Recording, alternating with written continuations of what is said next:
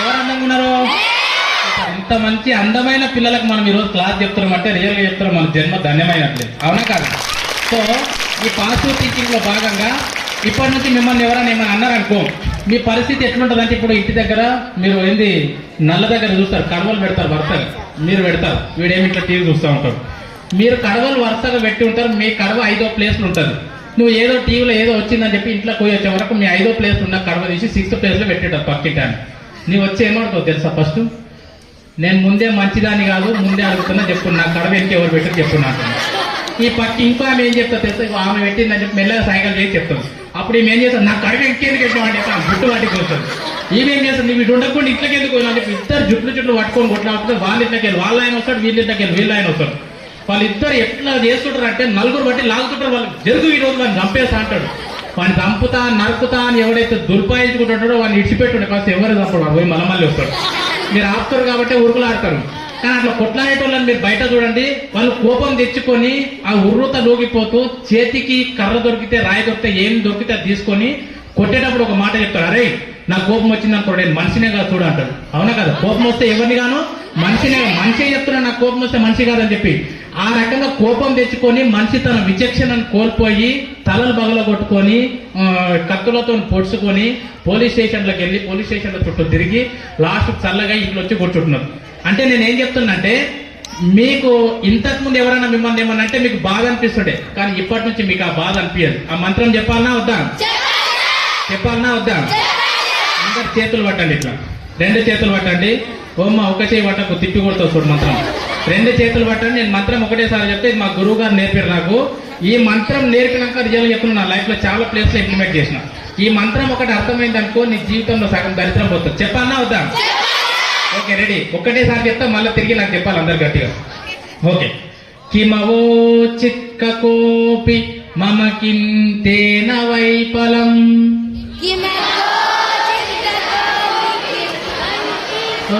ఈమె చూడు, కీమా కీమా చికెన్ మామా అంటున్నది. అంతా మొత్తం చికెన్ మటనే చికెన్ మొత్తం. వెజ్ ఏం తినేటట్టు లేవు నువ్వు. నేను మంత్రం చెప్తే ఆమె ఏమంటుంది, ఒక కీమా చికెను ఆ మామా అంటున్నాను. నేను మామ అనలే కీమా అంటే, నేను ఒకటి చెప్తే నువ్వు ఒకటి అట్లు. మళ్ళీ చెప్తా వినండి. కిమవో చిత్ కకోపి మమకిన్ తేన వైఫలం. అంటే ఇది ఒక సంస్కృత మంత్రము, దీని అర్థం చెప్తా చూడండి. కిమవోచిత్ అంటే నువ్వు ఏం చేసినా ఏం చేయకపోయినా. ఇప్పుడు చూడండి, ఈ ప్రపంచంలో నువ్వు ఏం పని చేస్తే నేను ఎవ్వరేమన్నారు, ప్రపంచం మొత్తం నేను మెచ్చుకోవాలి. ఏం పని చేస్తే మెచ్చుకుంటారు చెప్పండి? ఏం పని చేస్తే మెచ్చుకుంటారు? ఏం పని చేసినా నేను అందరు మెచ్చుకోరు, ఒక్కడన్నా తిడతాడు. అవునా కాదు? ఇప్పుడు సపోజ్ ఫర్ ఎగ్జాంపుల్, నువ్వు మంచిగా రెడీ అయ్యి తిరుగుతున్నావు అనుకో, ఓ పెద్ద సోక్ చేస్తున్నావు అప్ప అంటారు. నువ్వు చిరిగిపోయిన బట్టలు వేసుకున్నావు అనుకో, బిచ్చద్దా నాకు ఇట్లా ఏమంటారు. నువ్వు అందరికి ఖర్చు పెట్టి పెద్దగా పార్టీ ఇస్తున్నావు అనుకో, పైసలు ఎక్కువనే అని చెప్పి ఫోజ్ కొడుతున్నారు అంటారు. ఒక్క రూపాయి దానం చేయలేవు అనుకో, పిల్లికి భిక్షం వేయడరా అంటారు. నువ్వు పిలిచిన ప్రతి ఫంక్షన్కి పోయినావు అనుకో, కాడిచ్చుడే లేటర్ ఆయన వచ్చి కూర్చుంటారు అంటారు. ఏ ఫంక్షన్కి పోలేవు అనుకో, నీకు కాడిచ్చుడే దండగరా అంటారు. అవునా కాదా? నువ్వు నల్లగా ఉన్నావు అనుకో, నల్లతో అంటారు. తెల్లగా ఉన్నావు అనుకో ఏమన్నారా అంటారు. తెల్లగుంటే కూడా ఏమంటారు, ఎవరన్నా ఒకరు అంటారు. ఏమంటారు? ఓయ్ కొంగ, ఓయ్ తెల్లతో అంటారు. అవునా కాదా? నువ్వు బక్కగున్నావు అనుకో, ఏమరా చీపిరి పుల్ల లాక్కున్నావు అంటారు. లావుగున్నావు అనుకో, అరే లడ్డు అంటారు. అవునా కదా? పొట్టుకున్నావు అనుకో పొట్టి అంటారు. పొడుగున్నావు అనుకో తాటి చెట్టు లాక్కున్నావు రా అంటారు. అవునా కదా? సపోజ్ ఫర్ ఎగ్జాంపుల్ నీకు జాబ్ వచ్చింది అనుకో, ఎవరికైనా లంచం ఇచ్చినావరా అంటారు. జాబ్ రాలేదనుకో, ఏమైనా ఇంకా జాబ్ వస్తలేదు అంటారు. నువ్వు పాస్ అయినావు అనుకో, పాస్ అయినా ఫస్ట్ నువ్వు కాదా, 10 పాయింట్స్ రాలేవా అంటారు. ఒకవేళ 10 పాయింట్స్ వచ్చినాయి అనుకో, చిట్టీలు కొట్టినావు కదా, నువ్వు కాపీ కొట్టినావు కదా. అవునా కదా? ఒకవేళ ఫెయిల్ అయినావు అనుకో, 10th ఫెయిల్ అయినావు, ఇజ్జత్ వాయిపో, మీ అమ్మ నాన్న ఇజ్జత్ ఓడగొడుతుంది. ఉండే కొంచెం ఉండే మీ అమ్మ నాన్నకు అది కూడా నువ్వు ఓడగొడుతుంది. నువ్వు ఫెయిల్ అయినా అంటారు, పాస్ అయినా అంటారు, ఫస్ట్ వచ్చినా అంటారు.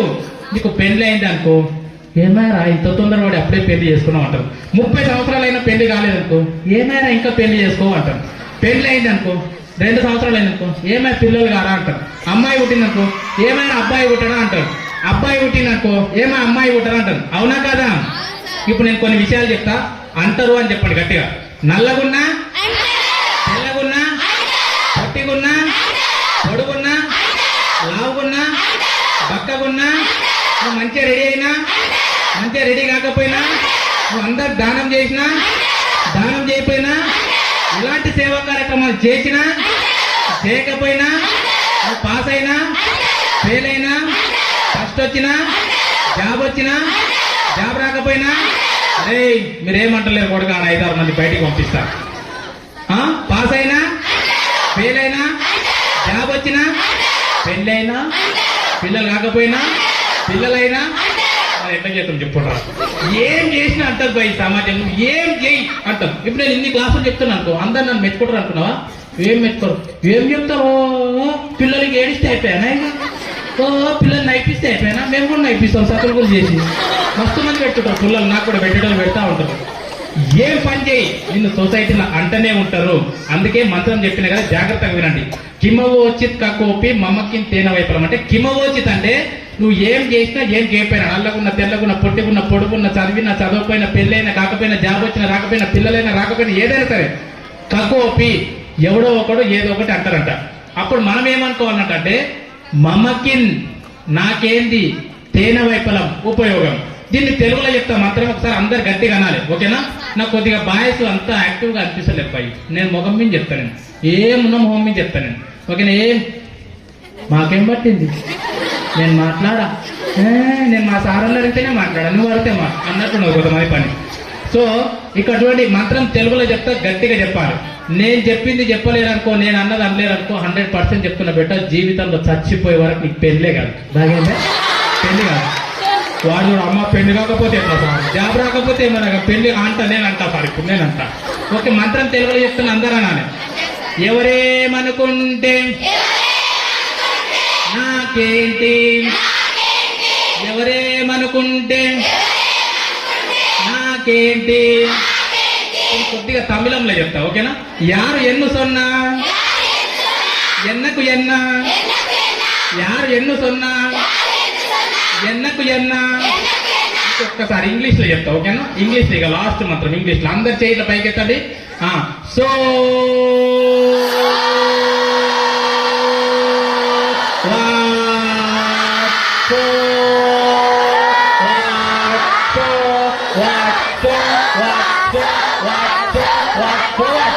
మంత్రం ఏంది? మంత్రం ఏంది అమ్మ? మంత్రం పేరు సోవాట. మరి ఎందుకు సార్ చూద్దాం మీరు ఎట్లా యాక్షన్ చేస్తారని చెప్పి కొంచెం చెప్పిన. మంత్రం ఏంది? మంత్రం ఏంది? సోవాట్ అంటే నేను ఎవరు ఏమన్నా సరే మనసులో సోవాట్ అనుకోవాలి, దిల్ ఖుషి అవుతుంది తెలుసా. మరి మంత్రం పని చేస్తుందే చూడాలి కదా. మంత్రం నేర్పిన మరి పని చేస్తుందే చూస్తా. నేను కొన్ని మాటలు అంటా మిమ్మల్ని, నేను కొన్ని మాటలు అంటా, మీరు గట్టిగా సోవాట్ అని చెప్పాలి. ఇన్ని రోజులు నిన్ను ఎవడన్నారో కర్రీ అంటే ఎంటవాడి కొట్టకపోతే అయింది, కొట్టి అంటే ఎంటవాడి కొట్టకపోతే అయింది. ఇప్పుడు మీరు గట్టిగా చెప్పాలి, నేను కొన్ని మాటలు అంటా, ఓకేనా?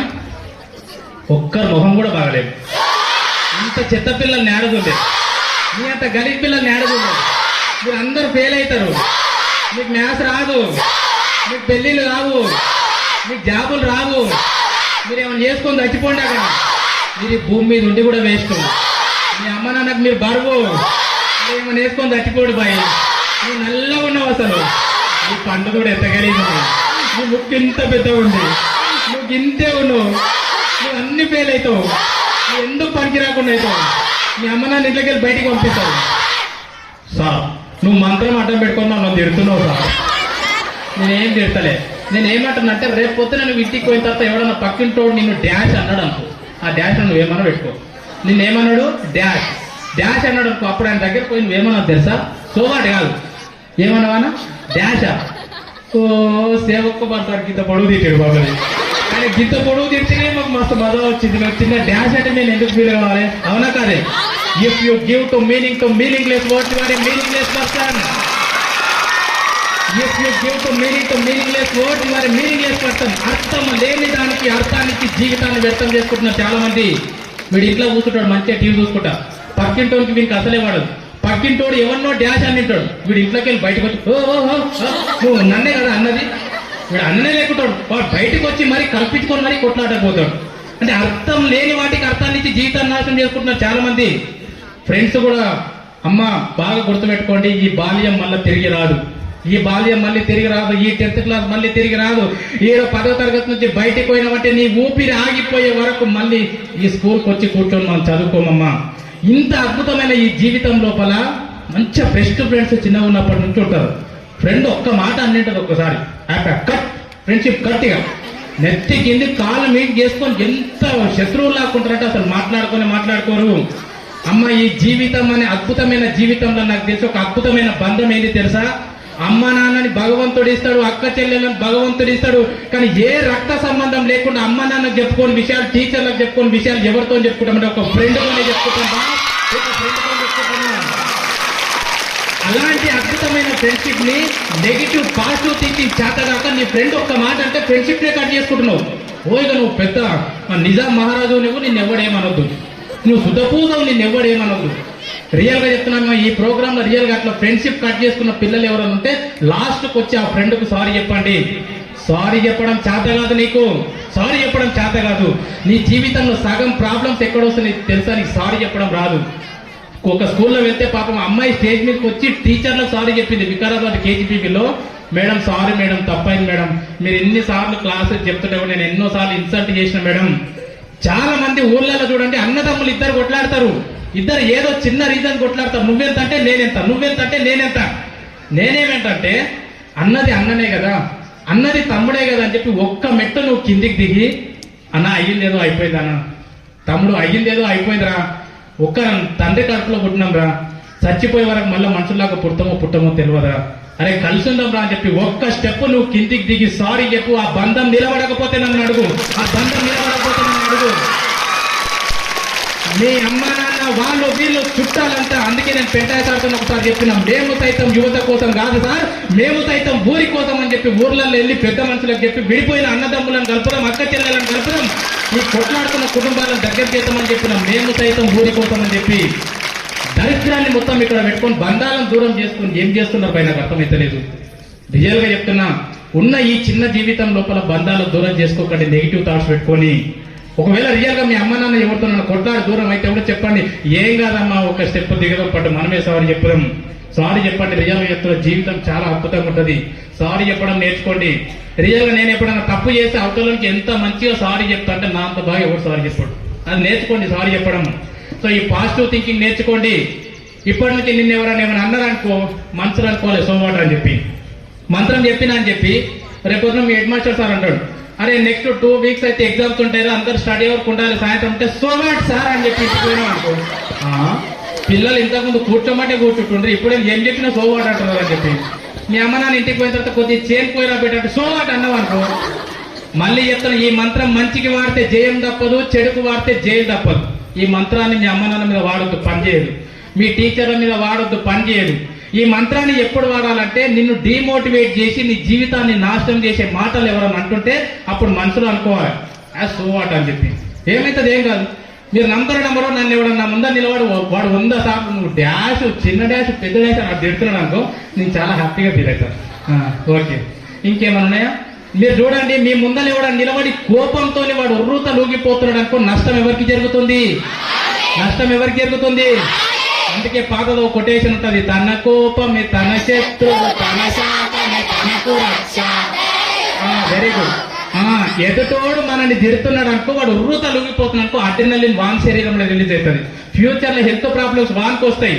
వాడు డాష్ అని అనుకో, ఇప్పుడు నేను నడుచుకుంటూ పోతున్నా అనుకో, నేను ఇట్లా పోతుటా, ఇక్కడ నిలబడి ఆ సార్ ఏమన్నాడు, ఓ స్టూపిడ్ అని పిలిచాడు. ఏమని పిలిచాడు? ఓ స్టూపిడ్ అని పిలిచాడు. నేను ఇక్కడ పోయటం, ఏం నన్ను స్టూపిడ్ అంటావు, అట్టెట్లా అంటావు అన్నా అనుకో. ఇప్పుడు చెప్పండి, స్టూపిడ్ అని సార్ అన్నాడు, నేను పోయేటోని ఓకే వెనక్కి మళ్ళీ నేను ఎందుకన్నావు అంటున్నా అంటే, అర్థం లేని దానికి అర్థం ఇచ్చింది ఎవరు? నేనా సారా? నేను పోతున్నా, ఆయన స్టూపిడ్ అన్నాడు, నేను వెనక్కి మళ్ళీ నన్ను స్టూపిడ్ అంటావా అంటే ఆయన అన్నదానికి నేను అర్థం ఇస్తున్నా. ఒకవేళ నన్ను ఎవడ స్టూపిడ్ అన్నాడు అనుకో, నేనేం చేస్తా తెలుసా? నా వ్యాలెట్ బయటికి తీసుకొని, నా విజిటింగ్ కార్డు మీద ఏముంది? సేవక్ కుమార్ అని ఉంది. నా పాన్ కార్డు మీద ఏముంది? సేవక్ కుమార్ అని ఉంది. నా డ్రైవింగ్ లైసెన్స్ మీద ఏముంది? సేవక్ కుమార్ అని ఉంది. నా 10th క్లాస్ సర్టిఫికేట్ మీద సేవక్ కుమార్ ఉంది. Inter Sevak Kumar, PG Sevak Kumar, B Ed Sevak Kumar. అరే నా పేరు సేవక్ కుమార్ అని చెప్పి స్టేట్ గవర్నమెంట్, సెంట్రల్ గవర్నమెంట్ ఎన్ని సర్టిఫికేట్లు ఇస్తే గీళ్ళు ఎవరో స్టూపిడ్ అంటే నేనెందుకు ఫెయిల్ కావాలి? అవునా కాదా? చాలా మంది ఇలాంటి చిన్న చిన్న విషయాలను పెద్దగా చేసుకొని జీవితాన్ని నాశనం చేసుకుంటున్నారు. రియల్గా చెప్తున్నా బిడ్డ, ఈ పాజిటివ్ థింకింగ్ లో మీరు జీవితం అంతా పాజిటివ్ ఉండండి, కానీ ఎగ్జామ్ లో మాత్రం చేతులెత్తి నమస్కారం చేసి చెప్తున్నామ్మా, 10 పాయింట్స్ తెచ్చుకోవడానికి శత విధాల ప్రయత్నం చేయండి, 10 పాయింట్లు తెచ్చుకోవడానికి శత విధాల ప్రయత్నం చేయండి. బై మిస్టేక్ ఏదైనా ప్రాబ్లం వల్ల ఫెయిల్ అయ్యారు అనుకో, అమ్మ మళ్ళీ చెప్తున్నారే, ఒక చెల్లెలు అనుకోని చెప్తున్నా, ఒక తమ్ముడు అనుకోని చెప్తున్నారా, బై మిస్టేక్ 10th క్లాస్ లో ఫెయిల్ అయినాం అనుకో, ఆత్మహత్య మాత్రం చేసుకోవద్దు. ఎవరో ఏదో అన్నారని చెప్పి సూసైడ్ మాత్రం చేసుకోవద్దు. జీవితం చాలా విలువైంది. సో ఈ పాజిటివ్ థింకింగ్ లో భాగంగా మీరు అందరు ఏం నేర్చుకోవాలంటే కీప్ స్మైలింగ్ నేర్చుకోవాలి. ఏం నేర్చుకోవాలి? స్మైలింగ్ నేర్చుకోవాలి. మీ ఫేస్ పైన ఎప్పుడు ఏముండాలి? స్మైల్ ఉండాలి. అడగండి ఎందుకు ఉండాలి సార్ అని చెప్పి, ఇంకా గట్టిగా అడగాలి. నేను అడుగుతున్నారు కాబట్టి చెప్తున్నాను. ఎందుకు ఉండాలంటే, నేను హైదరాబాద్ లో 30,000 ఖర్చు పెట్టుకొని 3 రోజులు ట్రైనింగ్ పోయినా, లాఫ్టర్ క్లబ్ అని చెప్పి 3 రోజులు ట్రైనింగ్ పోతే వాళ్ళు 3 రోజులు తెలుసా కడుపు చెక్కలేటట్టు నవ్విపించారు. కుర్చీలకి వెళ్ళి కింద వాడి ఆపుడు సార్ సర్టిఫికేట్ ఉన్నామని చెప్పి నవ్విపించారు.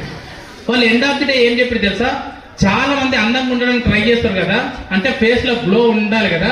మన ఫేస్ లో గ్లో ఉండాలని అంటేనంట, మనిషి రోజుకు ఒక్కసారన్నా కడుపులో నొప్పి వచ్చినట్టు నవ్వాలన్నట. రోజుకు ఒక్కసారన్నా కళ్ళకి నీళ్ళు వచ్చేటట్టు నువ్వు నవ్వుతున్నావు అంటే you are very lucky person, చాలా లక్కీ పర్సన్. ఎందుకు అంటే నవ్వితే ఏమవుతుందంటే, నువ్వు నవ్వితే ఏమైతే నీ శరీరంలో సెరోటోనిన్ రిలీజ్ అవుతుంది. ఈ సెరోటోనిన్ ఎంత మంచిది అంటే నీకు మెమరీ పవర్ పెంచుతుంది, నీ ఆరోగ్యాన్ని చాలా బాగా కాపాడుతుంది. మీరు హైదరాబాద్ లోపల మీకు చుట్టాలు ఎవరైనా ఉంటే, ఇక్కడ ఉన్న సార్ వాళ్ళు ఉంటే అడగండి, 2-3 లక్షలు సంపాదించే సాఫ్ట్వేర్ ఎంప్లాయీస్ ఉదయం నుంచి సాయంత్రం వరకు వాళ్ళ సిస్టమ్ ముందర ఉంటారు. హెల్త్ ప్రాబ్లమ్స్ వచ్చి డాక్టర్ దగ్గరికి పోతే డాక్టర్ ఏం చేస్తారు తెలుసా, సార్ నువ్వు సండే లాఫ్టర్ క్లబ్ కోసారంటే వాళ్ళు డబ్బులు కట్టి మెంబర్షిప్ తీసుకొని హైదరాబాద్ లో ఎంప్లాయీస్ అందరూ కూడా పార్క్ లో పోయి రౌండ్ గా నిలబడి ఏం చేస్తారు తెలుసా,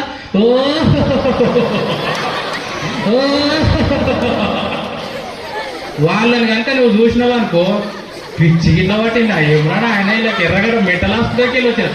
అమ్మా నవ్వడానికి టైం లేక డబ్బులు కట్టి ఆదివారం పార్కుకు పోయి నవ్వుతున్నారు. మీకంత దరిద్రం ఉందా? మీకంత దరిద్రం ఉందా? ఏం లేదు. ఒకడొకడు వస్తాడు స్కూల్కి, ఎట్లా వస్తాడంటే వాడు స్కూల్కి వచ్చినట్టు రాడు. వాడు స్కూల్కి వస్తున్నాడో తెలియదు, మర్డర్ చేయడానికి వస్తున్నాడో తెలియదు. ఇక ఒక అమ్మాయి అయితే క్లాస్ లో కూర్చుంటుంది, పాపం టీచర్ మంచిగా చెప్పి మంచిగా హాస్యాస్పదమైన విషయం చెప్తున్నాడు, ఆమె ఉన్నదా తెలియదు, పోయిందా తెలియదు. నేను ఏమంటున్నామంటే, ఇంత చిన్న జీవితం, ఇంత అద్భుతమైన జీవితంలో ఏం కష్టాలు ఉన్నాయని చెప్పి మొహం మారిపోయిన దోషాలు పెట్టుకొని తిరుగుతున్నాయి. ఇట్లా పెట్టుకొని తిరుగుతాను. గలీజాలు ఇక్కడ గలీజాలు. నీ మొహం ఎట్లున్నావు చూసుకో, అద్దంలో పోయి సీరియస్గా పెట్టుకుంటే ఇట్లా పెట్టుకొని కూర్చున్నావు. అప్పటి నుంచి నేను క్లాస్ స్టార్ట్ కాక ముందు కూర్చోతే నాకు భయమైంది, ఈ పిల్లలు మోటివేషన్ క్లాస్ కూర్చున్నారా, ఎవడన్నా పోయిండా అని చెప్పి చూసాను. అక్కడ సత్యనాన్ని కూర్చున్నాడు, ఇట్లా కూర్చున్నారు సీరియస్ అందరూ. అప్పుడు అనిపించింది మీకు చెప్పాలి ఖచ్చితంగా చెప్పి. ఈ రోజు ఇంటికి పోయినప్పుడు నేను చెప్పినట్టు చేయండి. అందరు ఇంటికి పోతారు కదా, కేసీపీ వాళ్ళు మాత్రం హాస్టల్కి పోతారు, అవునా కదా? మీరైతే హాస్టల్లో చేయండి. అమ్మ అయితే మీరు మాత్రం ఇంటికి పోండి, అమ్మ నాన్న లేనప్పుడు చేయండి. వాళ్ళ ముందర చేశారు అనుకో, వాళ్ళు కొడుకుకి ఏదో అయ్యేది స్కూల్ కొడుకులు వస్తారు. మీ అమ్మ నాన్న లేనప్పుడు ఒకవేళ ఉంటే అద్దం పట్టుకొని లోపల కొడుకు, నువ్వు మోహన్ చూసుకుని అద్దం ఉంటుంది కదా, దాని బుర్రను తీసుకొని దాపెట్టుకొని లోపల కొడుకు, లోపల కొరికి చిలుకు పెట్టుకో. ఫస్ట్ రూమ్ చిలుకు పెట్టుకొని ఇట్లా అద్దం పట్టుకో, నన్నే చూడాలి. ఎవరిని చూడాలి? ఇంటికెళ్ళి నన్ను కాదు, ఈడ నన్ను చూడాలి. ఇంటికి పోయిన తర్వాత అద్దం ఇట్లా చేతిలో పట్టుకొని నన్నే చూడాలి. అద్దం ఇట్లా చేతిలో పట్టుకొని అద్దంలో ఇగో 1 నిమిషం చిలుకు పెట్టుకున్నాం లేదు చూడు. మళ్ళా అగో మీ నాన్న సేమ్ అట్లా సార్లోకి వచ్చి నిలబడతాడు, వీడేమేమో చేస్తున్నాడు అని చెప్పి. సో చూసుకొని డోర్ మూసుకొని ఇగో ఇట్లా అద్దం పట్టుకొని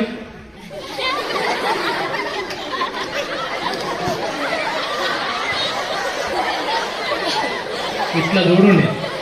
మొహం సీరియస్ గా అద్దంలో చూసుకోండి. మరిచెట్టు మీద గుడ్డగుప్ప కనబడుతుంది. రోజు గంట పెట్టుకొని తిరుగుతున్నావు స్కూల్కి, ఇంట్లో వస్తావు కూడా గలీజ్గాలంతా. దాని తర్వాత మళ్ళీ అద్దం ఇట్లా పట్టుకొని మీరు హాస్టల్లో చేసుకుంటాను. అద్దం ఇట్లా పట్టుకొని మళ్ళీ అద్దం చూసుకుంటారు. అబ్బా ఆ ఫేస్ ఎంత బాగుంది, అరే ఆ ముక్కు ఎంత బాగుంది, ఆ ముక్కులో తొక్కు ఎంత బాగుంది, అబ్బా ఎంత బ్యూటిఫుల్ గా అని చెప్పి నిన్ను నువ్వు చూసుకొని ఒక్కసారి చిన్న స్మైల్ పెట్టుకోమ్మా. నువ్వు ఎంత అందంగా ఉంటావు చూడు, ఎంత అందంగా ఉంటావు అంటే నీ ఫేస్ పైన స్మైల్ ఎట్లుండాలంటే చూడండి, వీళ్ళు లాక్కుండాలి. ఎట్లుండాలి? వీళ్ళు లాక్కుండాలి. మీకు తెలుసో లేదో, మీ ఇంట్లో 5 సంవత్సరాల కంటే తక్కువ చిన్నపిల్లలు ఉంటారు కదా, 5 సంవత్సరాల కంటే తక్కువ చిన్నపిల్లలు ఉంటే వాళ్ళు చూడండి, చిన్నపిల్లలు అంటే రోజుకు 300 సార్లు అవుతారంట. రోజుకి ఎన్నిసార్లు అవుతారు? 300 సార్లు. వాడు బల్లిని చూస్తేనే అవుతాడు, పిల్లిని చూస్తేనే అవుతాడు, నిన్ను చూస్తేనే అవుతాడు, నన్ను చూస్తేనే అవుతాడు. పక్కకి ఎవడో చచ్చిపోతే కూడా వాడిని అవుతానే ఉంటాడు. వాడు నవ్వేటప్పుడు వాడి కడుపు చూడాలి, డ్రమ్లా అవుతుంది. ఇట్లా పోతుంటే పక్కకి వెళ్ళి వాడు ఎవరిని పట్టించుకోడు. 5 సంవత్సరాల లోపల ఉన్నటువంటి చిన్నపిల్లలు రోజుకు 300 సార్లు నవ్వుతారు కాబట్టి వాళ్ళకు బీపీలు షుగర్లు రావు. కానీ ఈ ఏజ్ లో ఉన్న పిల్లలు రోజుకి ఎన్నిసార్లు నవ్వుతారట? 17 సార్ల నుంచి 20 సార్లే నవ్వుతారట. ఆ నవ్వాలంటే కూడా